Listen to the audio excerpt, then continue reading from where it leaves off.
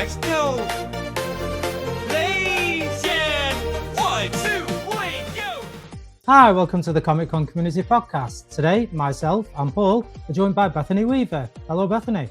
Hi, how are you? Good, thank you. Yourself? Yes, really good, thank you. Thank you for having me. No problem. Thank you for joining us. So we're just going to really dive straight into it. There's no point messing about, really, because this is what you're here for. People want to ask you the questions. So let's start with, how did you hear that you was playing Dorothy? How did it all come about?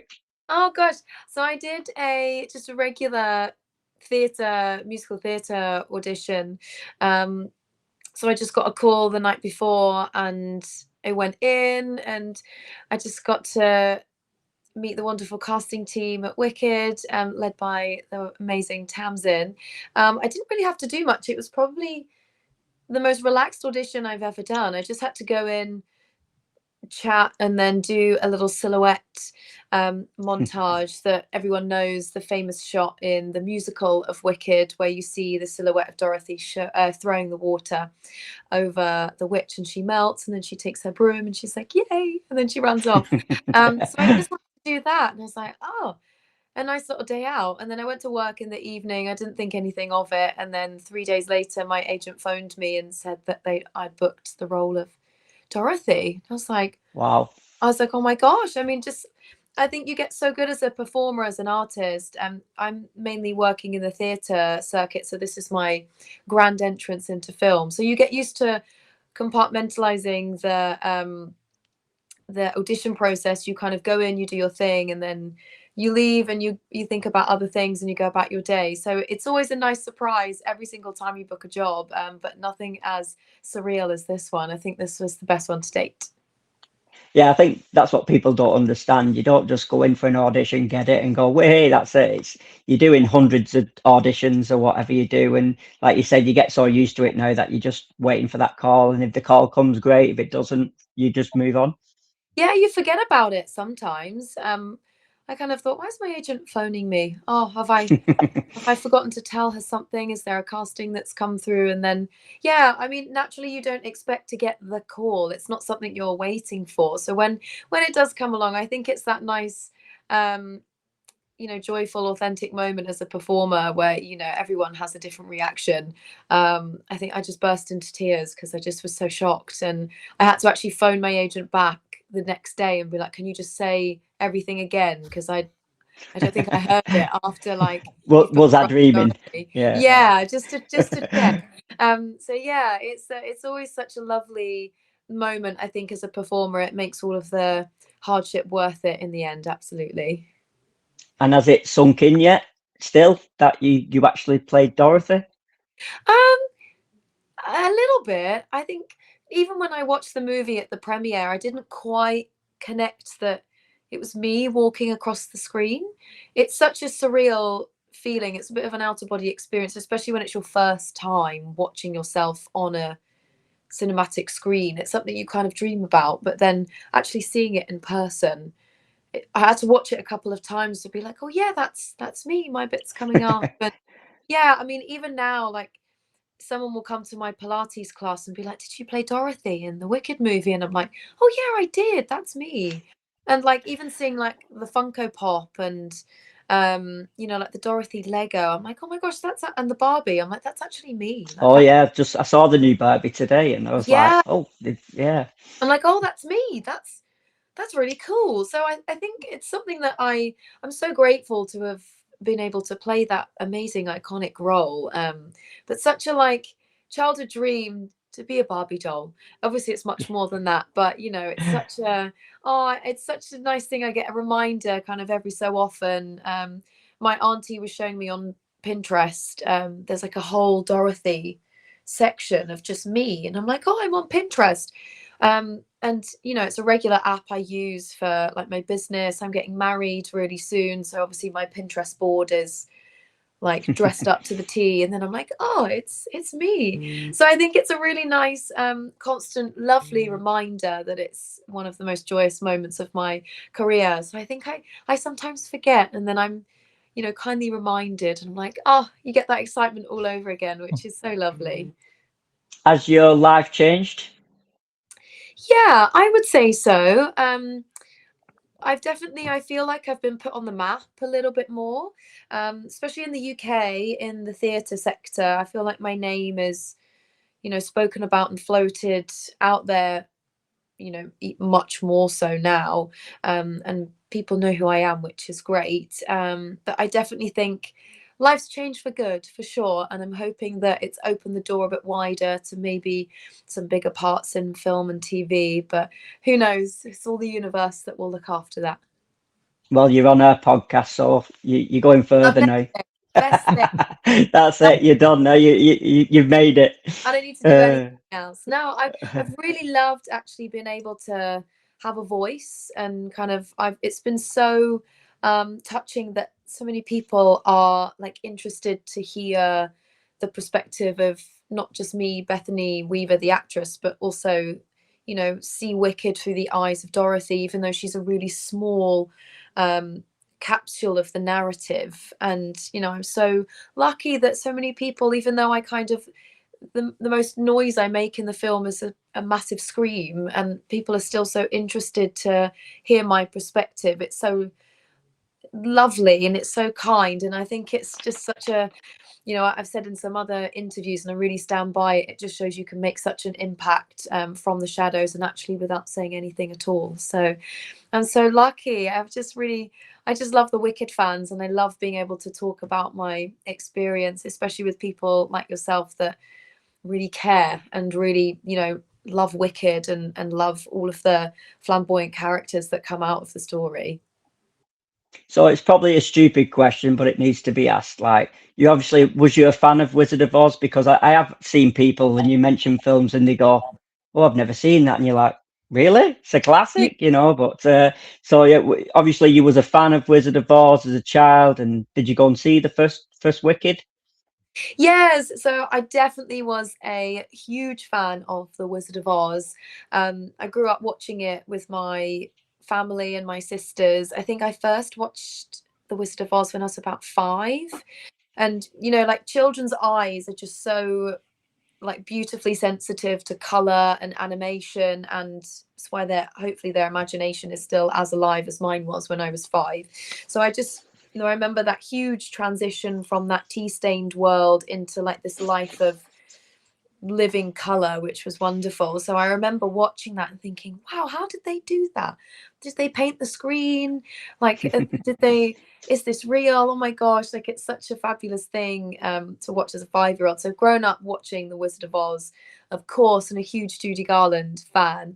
And then I went to see Wicked in my first year at drama school, and I used to go to the theatre a lot on my own. I love going to the theatre by myself because you can enjoy it. You don't have someone else's opinion kind of like infecting your rural experience in the moment. It's really nice to just go and watch live theatre and not have another opinion kind of wavering next to you. And also just having like some Maltesers and a Prosecco and reading a book in the interval. It's so lovely. But yeah, I remember watching it, and I watched, which is really strange and amazing and crazy. So Alice Fern was Elphaba in the West End when I went to go and watch it, and then she plays Glinda's mum in the Wicked Oh, movie. wow. I remember being sat in the hair and makeup trailer, and they had all of our pictures behind us.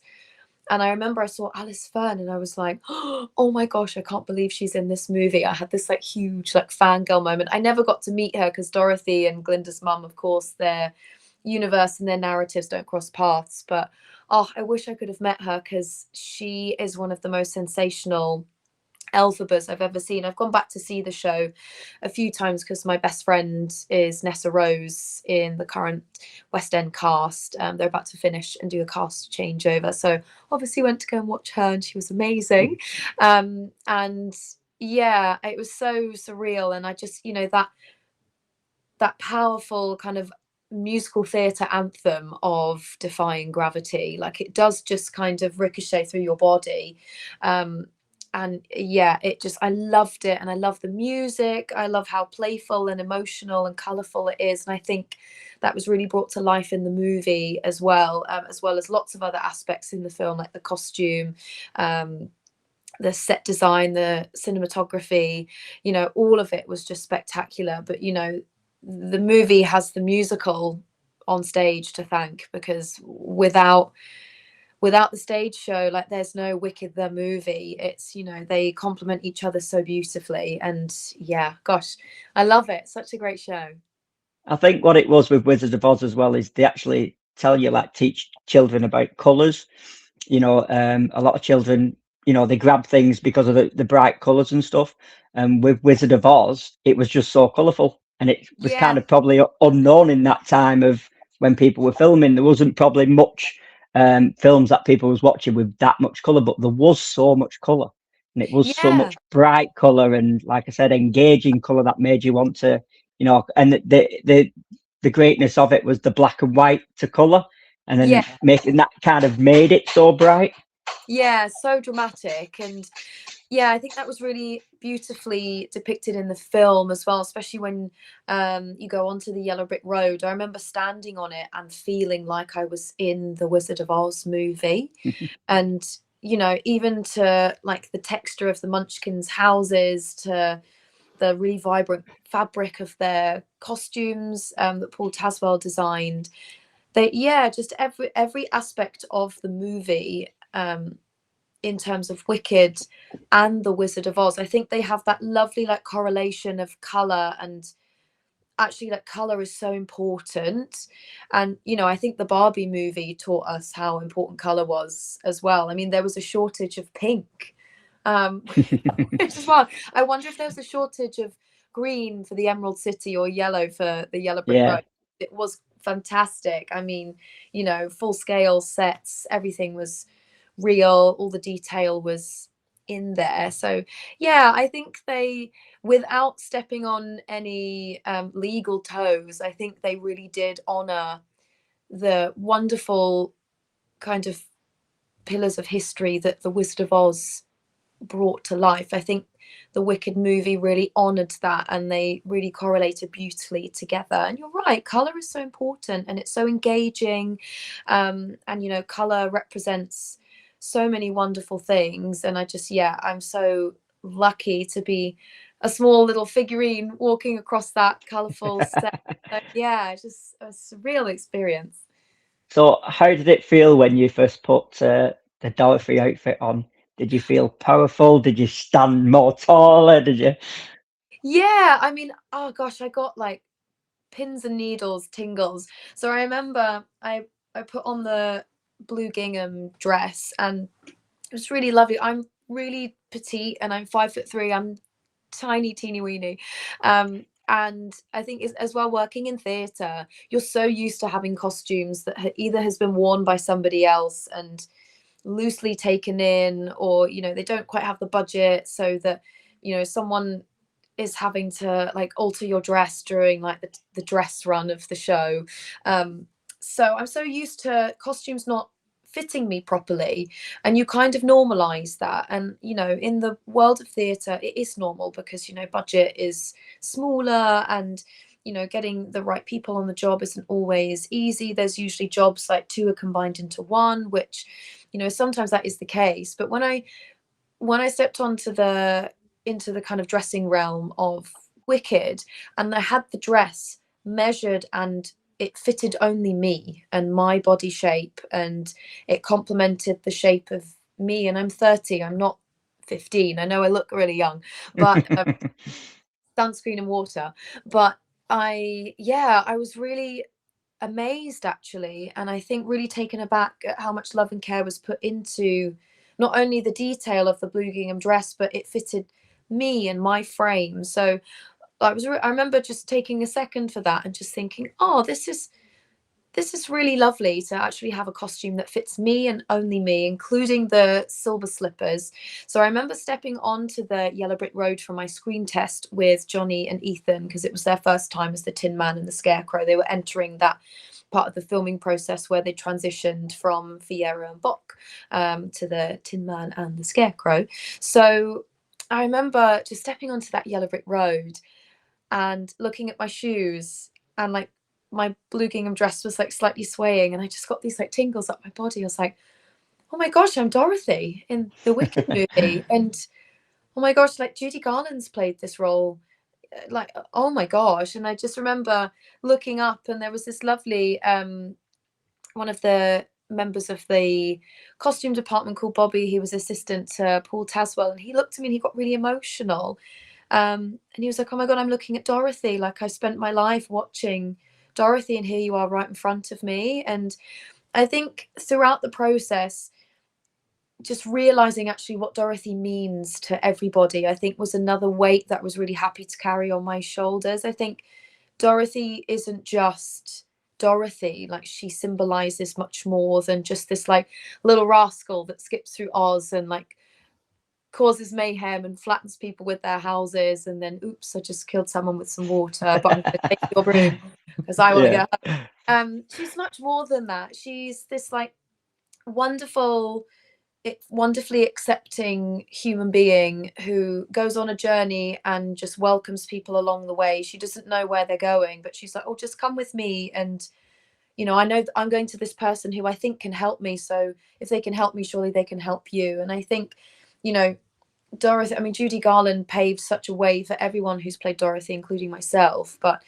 even the small impact that she has in the narrative of Oz, I think she's so quietly powerful, and I really felt that when I stepped onto the set. And yeah, I just got this surreal like tingle up my body, and I think that was a real realization. I was like, oh, I am doing this job, I have booked this role, I need to do a good job and justice for everyone who loves Dorothy and loves Wicked and loves the Wizard of Oz. So I hope I did a good enough job. So far everyone's been nice, so hopefully everyone's happy. Well, you're here. You're on the podcast, Yeah. so it looks like you did a great job.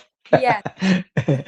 So that's a question that Will asked me this afternoon. Really, was he was saying they took very much care of not showing your face.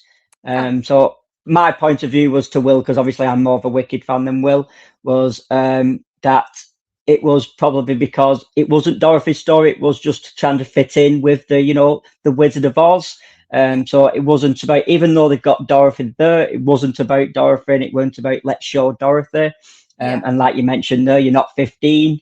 So yeah. Was that the case? Have I got it right? Or yeah, no, absolutely. I mean, the idea was played with that they would show my face. So we did do a couple of shots where my face was visible, either from like a long shot or slightly closer.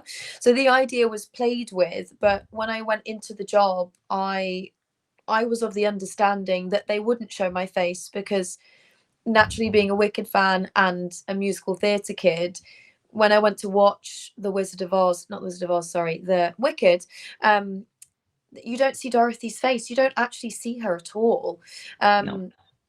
She's kind of referenced off. It's just the shadow, isn't it? Yeah, the Yeah, silhouette. Yeah. you see a silhouette, and it's an ensemble member with a split track. So I was of the impression that they wouldn't show my face. And I actually, it's quite controversial, but I loved that they didn't show my face, because in the original book, there's a reference where Elphaba, or the Wicked Witch of the West, is trying to look at Dorothy's face, and she can't quite see her, which makes her even more angry that she's not only killed her sister, but she's wearing her sister's shoes, the only thing that she has left of her. So the fact that she can't even see what this girl looks like angers her even more. And John M. Chu is just one of the most brilliant directors I've ever worked with across my career. And I loved in the movie that the first kind of note of Dorothy that you saw wasn't me, it was the blue gingham curtain. Yeah. And I loved that, because it was like, Dorothy's here, because everyone knows that blue gingham is associated with Dorothy.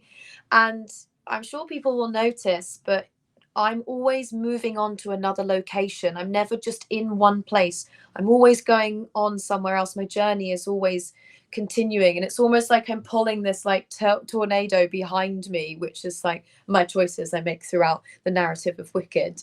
But yeah, I knew they wouldn't show my face, and I was kind of okay with that, and it's great. It meant my makeup took like 5 minutes because I wasn't really wearing any. My hair and my costume was the main thing that had to be correct, because obviously you only see me from the side or behind.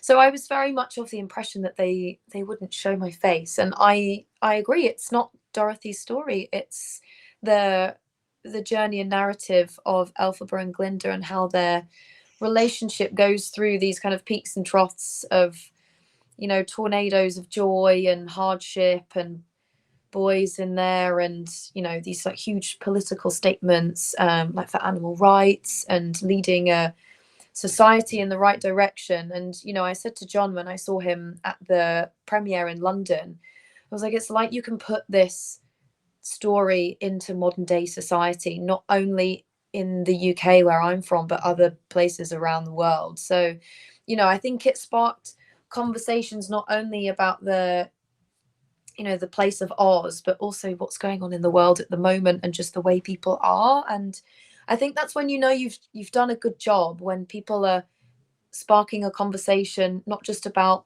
you know, what you're wearing or like what you eat in a day throughout filming, but you know, the conversations of what the work evokes, you know, all those topics and themes and relationships and like perspectives. And I just love how smart the Wicked fans are. My gosh, they're just amazing. And you know, they think about everything, and I think that's a real kind of like underlying tone of like Wicked and the Wizard of Oz and all of the books. Like, you know, it allows you to kind of think a little bit deeper and think, oh, well, what about this? And oh, this could be linked to this character. And oh, I think this person did this and is wearing this because of X, Y, and Z. And it just, yeah, it's really evoked some really intelligent responses and conversations. And yeah, I mean, even Dorothy, my goodness, everyone was really upset at the beginning about Oscar, the dog playing Toto, being on the lead. And instead of people just, you know, trying to cancel me for animal safety, they actually linked to Elphaba being even more furious with Dorothy, not only because she couldn't see her face, but because she had an animal on a lead. And I just love that it sparked that conversation. And it's when nobody knew who I was. So I was watching all of these like cool things unravel like from the shadows. And I just thought, do you know what? That's really smart. And I think I was in a cafe where I live. I live in a really small town in the UK, very much outside of London. And I was in a cafe and someone was talking about Toto being on a lead. And where I'm from, if you have your dog on a lead, then like you're a great dog owner. If you don't have your dog on a lead, then you're the worst dog owner ever. I live by a huge body of water, and the amount of times I've been driving in my car and a dog has seen a deer and has lost all recall ability from their owners, and they're just darting across the road and jumping over fences, and then you just see a poor dog owner with their like lead with no dog on it. So it's so interesting, like, oh, where we're from, blah blah blah. And but in Wicked, you know, Elphaba will probably be really angry because Oscar's on a lead. What if he can talk? What would Oscar say? Blah blah. Toto say. So yeah, I just love the Wicked fans. They're amazing people. I'd love to like sit and have like a matcha with them and discuss all of these little like nitpicky moments of the movie. Yeah, great people. I love them. So let's get the elephant out the room. Did you meet Ariana and Cynthia?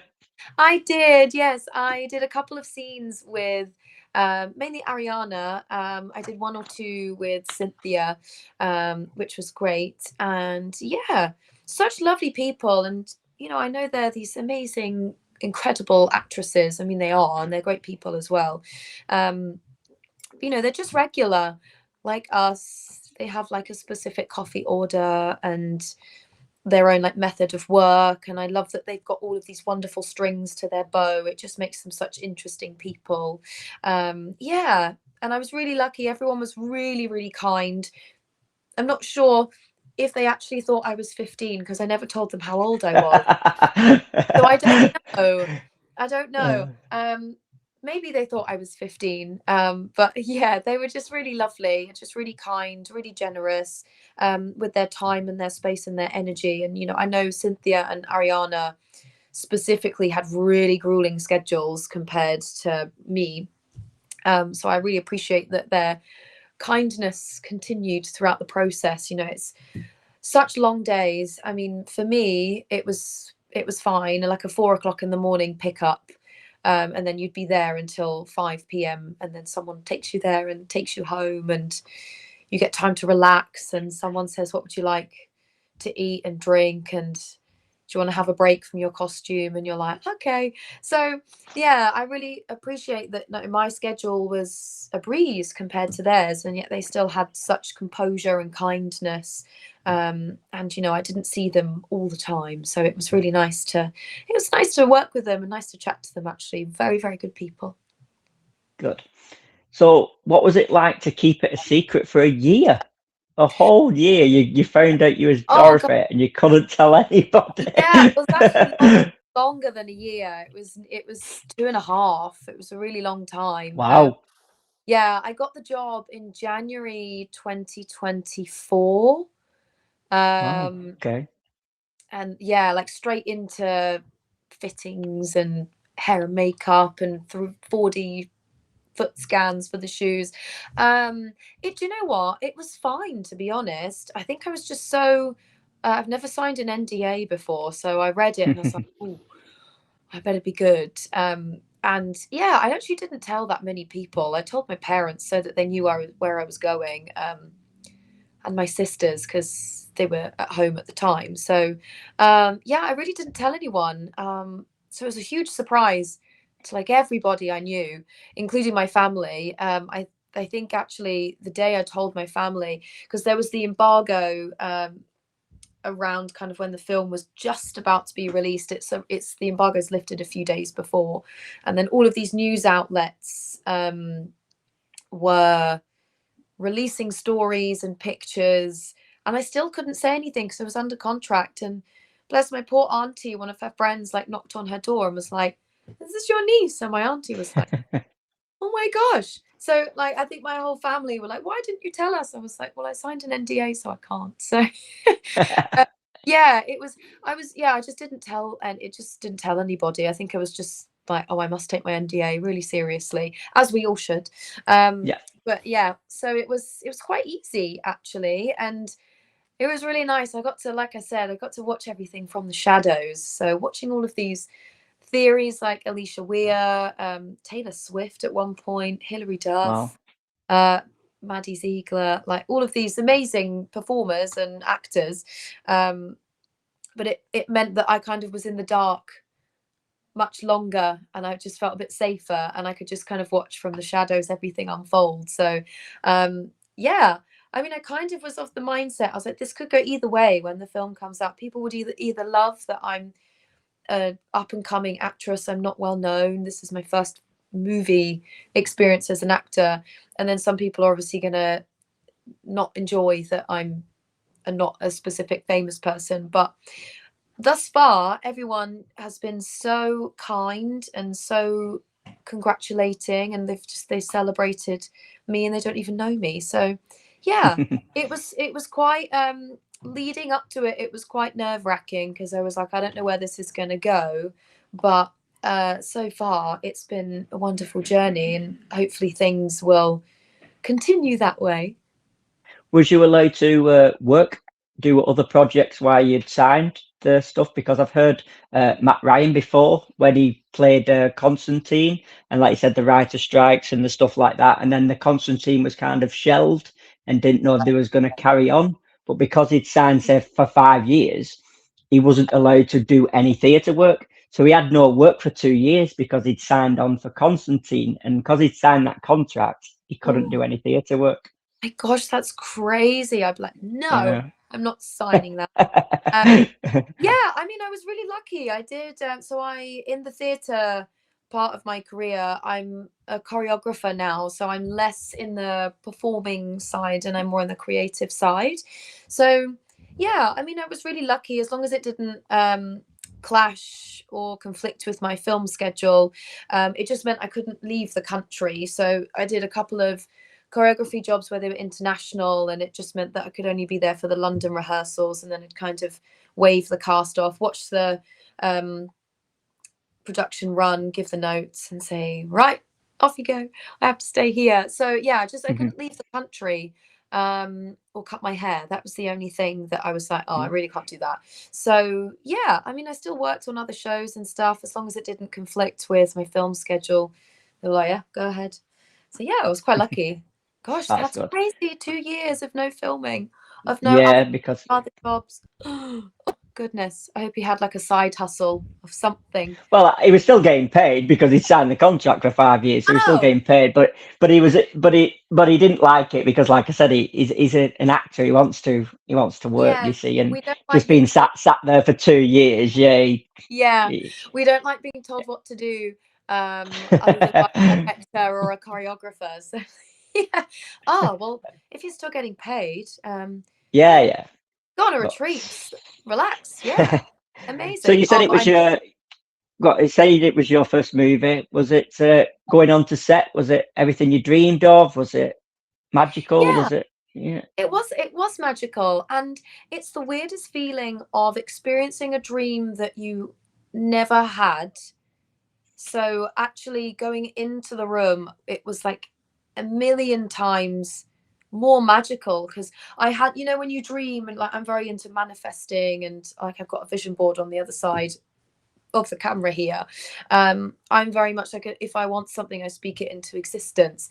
But this is the first kind of dream that I never thought possible, and I actually didn't have, because I never envisioned myself in a movie. You do have that part of your brain as a performer where you subconsciously put yourself in these little lanes, and sometimes that might be 2 or 3 wonderful things, like performing and being a choreographer, being an associate director and stuff.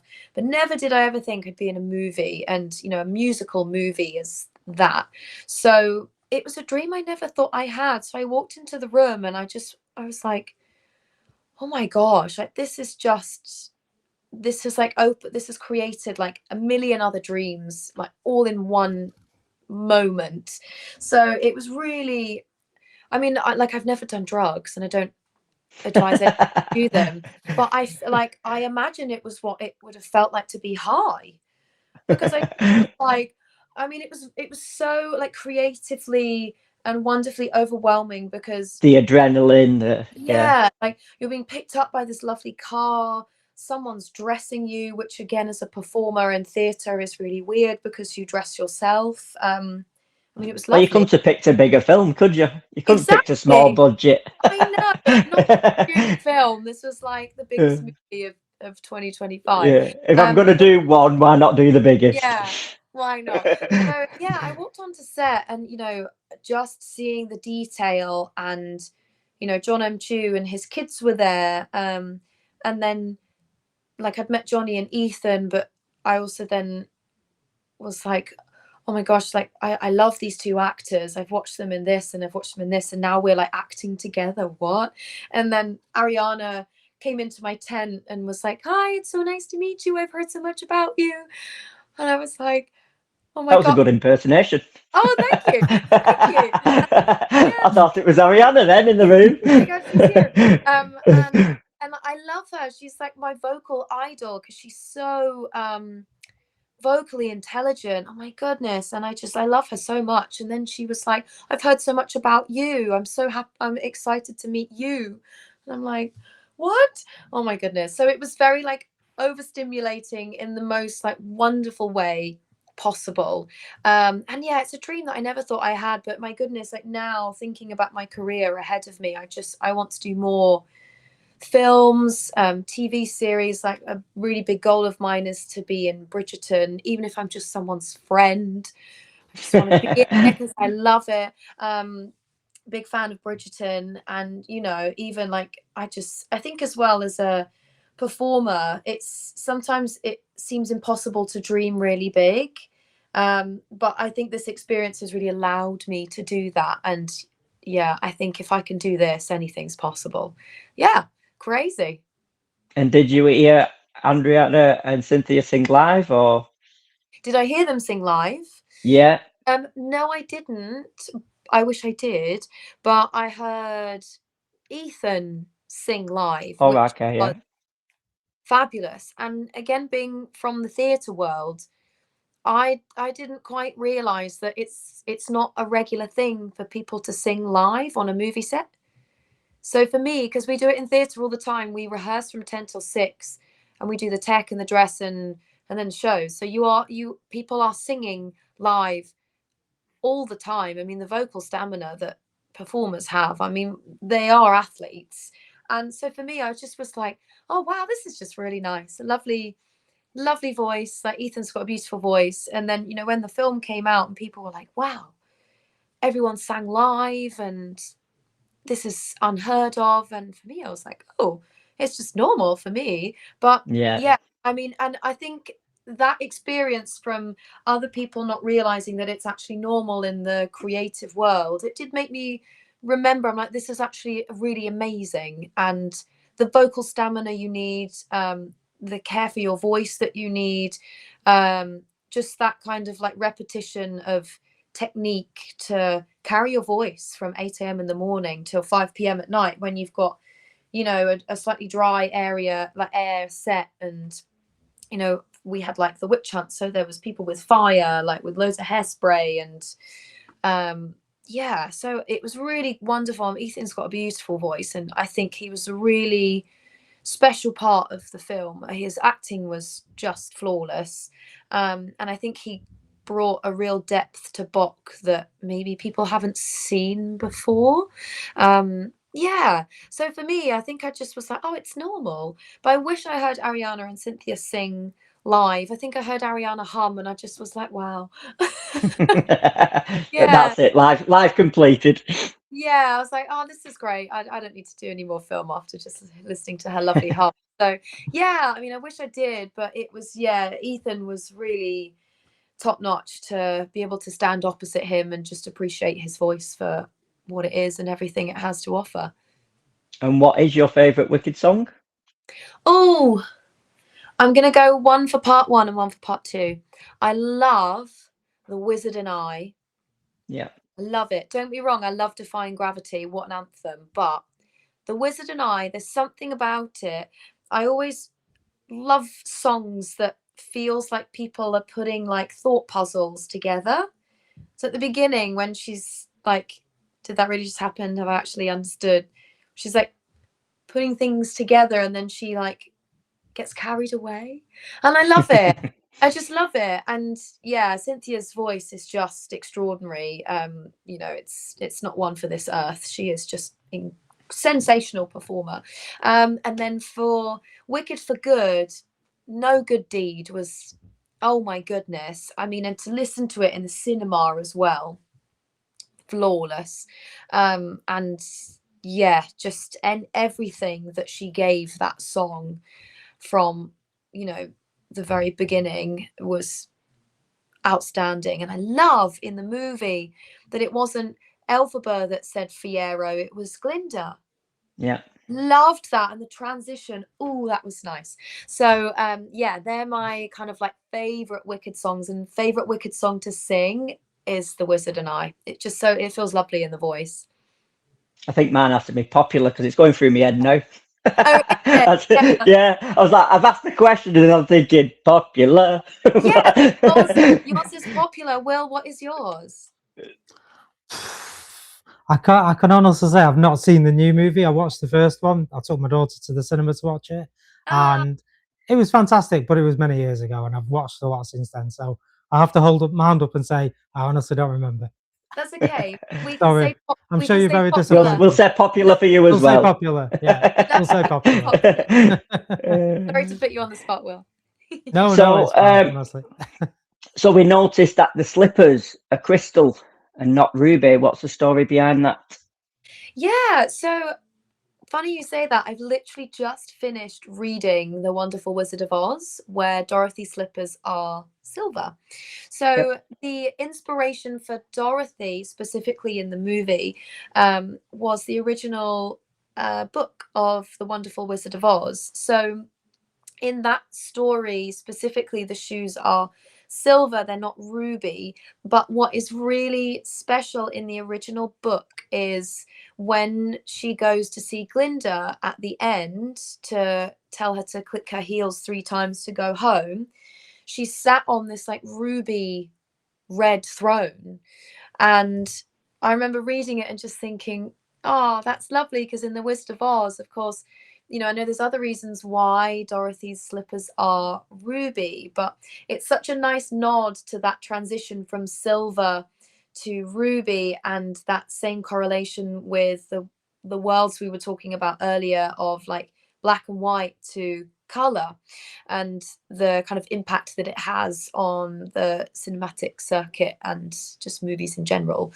So yeah, I think just based on the inspiration of Dorothy within the realm of Wicked, the silver shoes were referenced in the book. So I think in terms of also for legal purposes as well, they could be silver crystal slippers, but they couldn't be ruby slippers because the ruby slippers themselves are like owned. Yeah. But I think, you know, John M. Chu and the cinematography team are so clever. I think they referenced the Like I said, I don't know if it's true, but I think I read years and years ago was the reason why they were Ruby and Wizard of Oz was again because of the color, you know, because of the camera, because yeah, of the silver, and you've got the black and white going into color. It's not really, you can't really yeah, tell. So they wanted to like bang these slippers, let them sparkle. yeah, absolutely. And I can imagine actually, you know, in the Wizard of Oz movie, I can't imagine Dorothy wearing silver slippers. And, Wouldn't you know, work, would it? No. no, but I must say the shoes that I wore were really comfortable and so beautiful. I mean, like the tornado heel, and if you looked really closely at my shoe, it was almost like it had a yellow brick road pathway, like all the way over the entire shoe. So yeah, I think the inspiration is from the book, and yeah, I think also just legal purposes as well. But they were so beautiful to wear. I didn't take them home, unfortunately. They are hopefully archived and safe and warm. But yeah, really super comfortable to wear.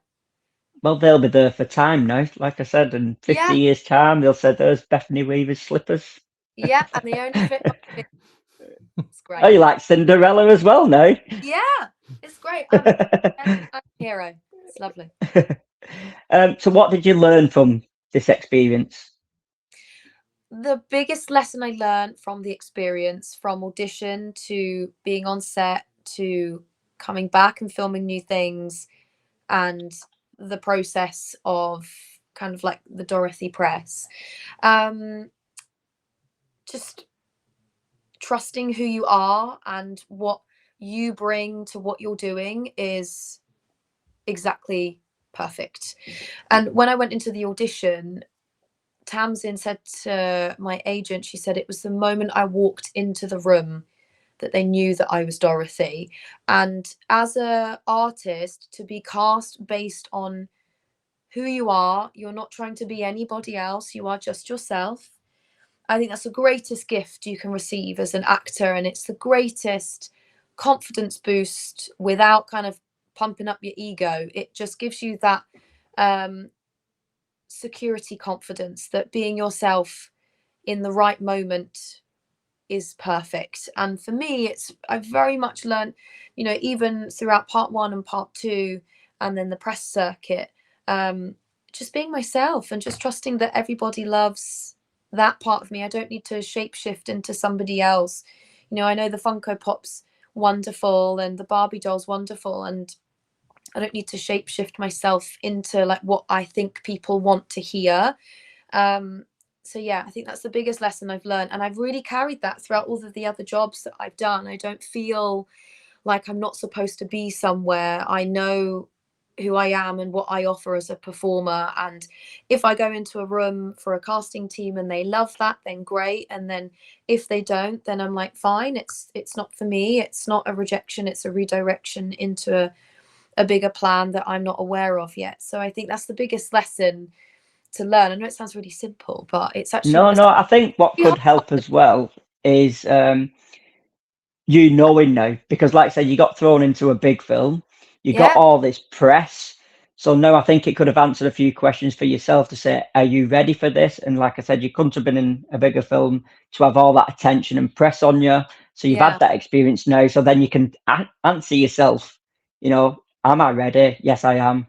yeah, absolutely. And yeah, I'm a very honest person. So I'm, you know, people, I'm a really terrible liar as well. I can't pretend to be I'm so bad. So I actually just a really long time ago, I actually just was like, I'm just going to be myself. But as a real lovely moment of validation of who I am is the right fit in the right pair of eyes. I think that's so lovely as a performer. And I've really held on to that. It's the biggest lesson I learned. So even when I was on set, and I've obviously never had an experience on a movie set, only a stage, I just had to remind myself like I'm here because of who I am, not because of who I think I should be.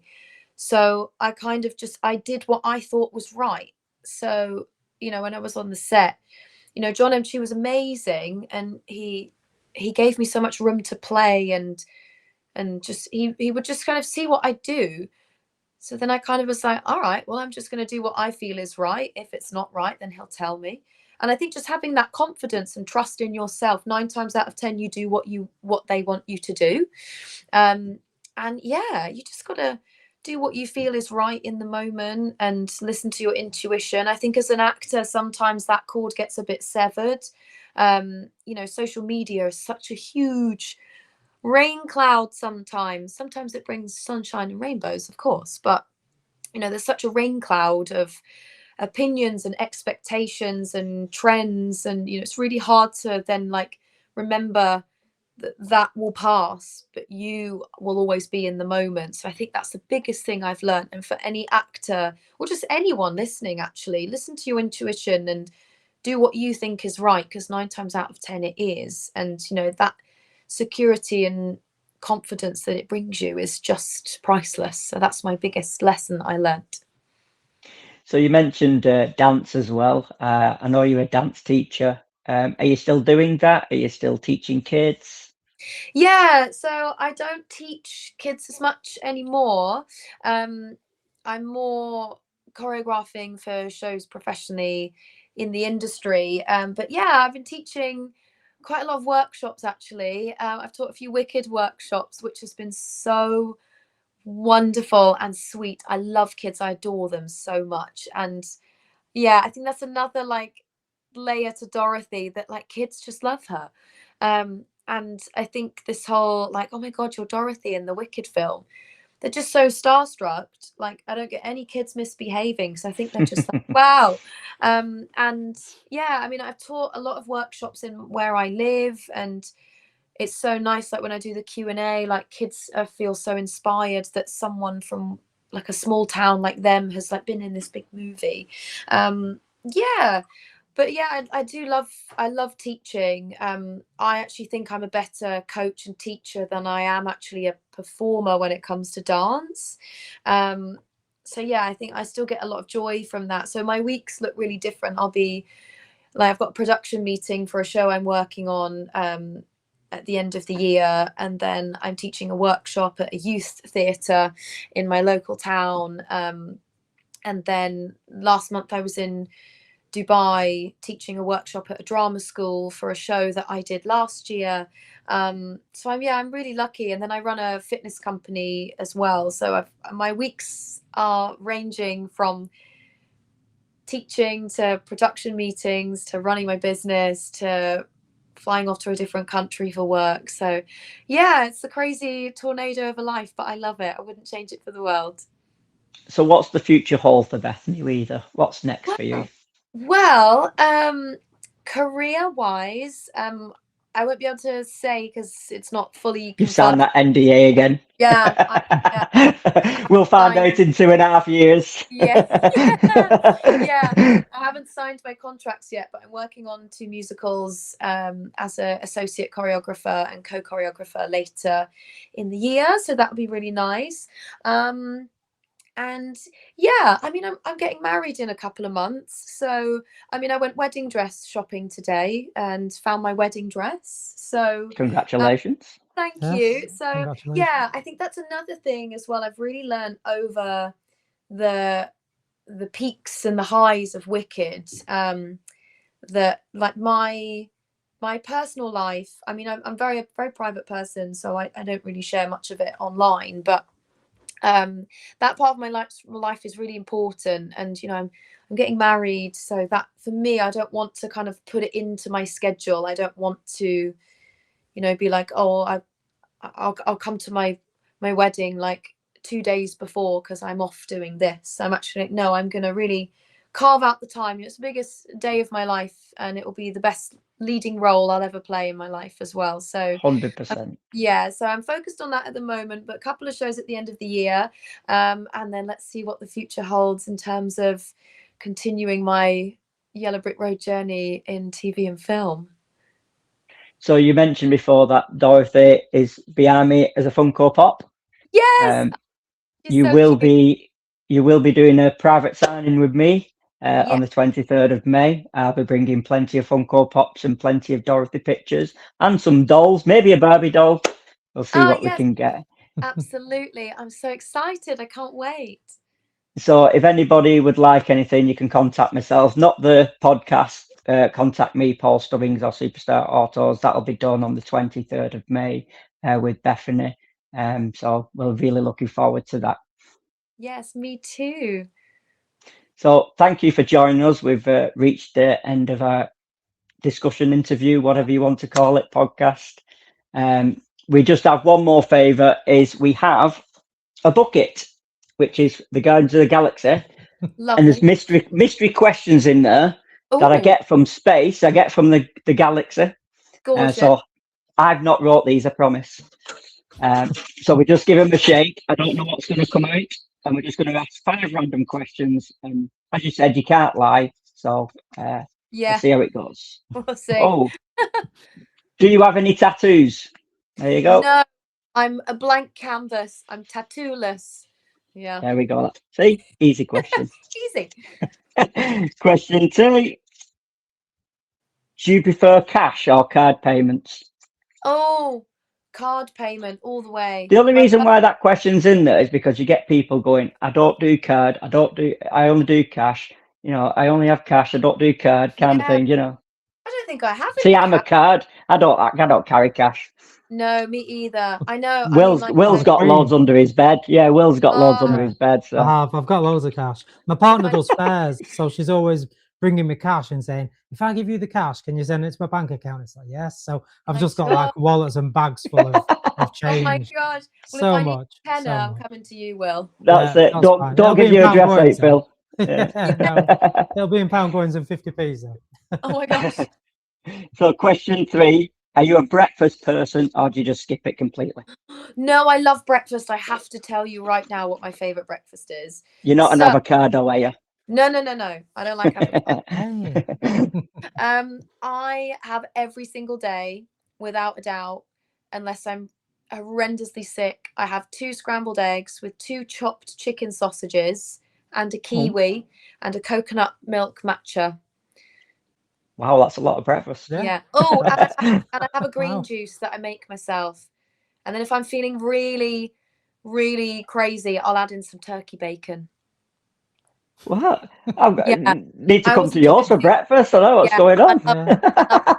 I love it. It's my favorite. So question 4, would you rather fly a plane or drive an F1 car?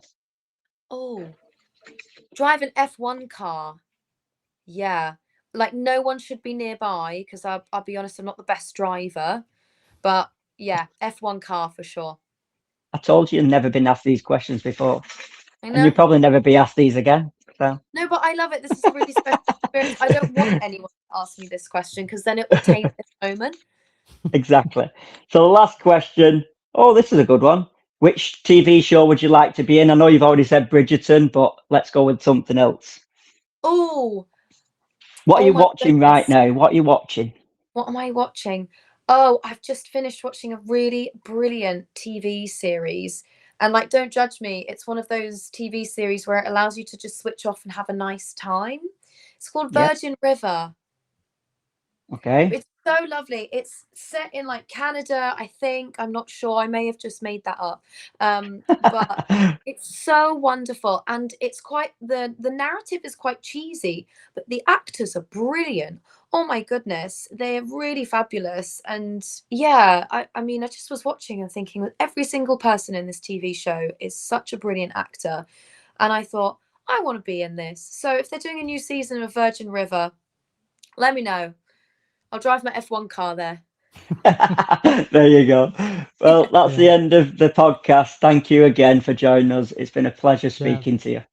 Thank you Thank so you so much, much. Paul and Will. Thank you. Excited for the 23rd. Excellent. Thank you very much. Bye bye.